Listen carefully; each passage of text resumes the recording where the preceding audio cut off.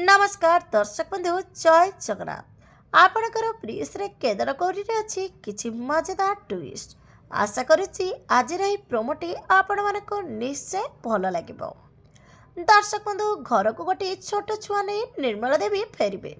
निर्मला को देखी विक्रांत कहब ए निर्मला दीदी कहा छुआ को नहीं घर को आसी।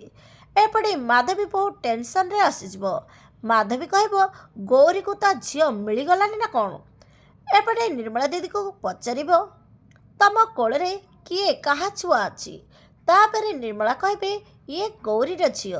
निर्मलार कथा शुणी घर लोक सब किछि बुझी पारिबेनी। आउ ए कथा शुणी विक्रांत और माधवी बहुत टेंशन रे आसीजिबे। हेले दर्शक बंधु गौरी कौन ता निज झील को पाईगला आपण मानकु कौन लगुची कमेंट माध्यम निश्चय जणातु।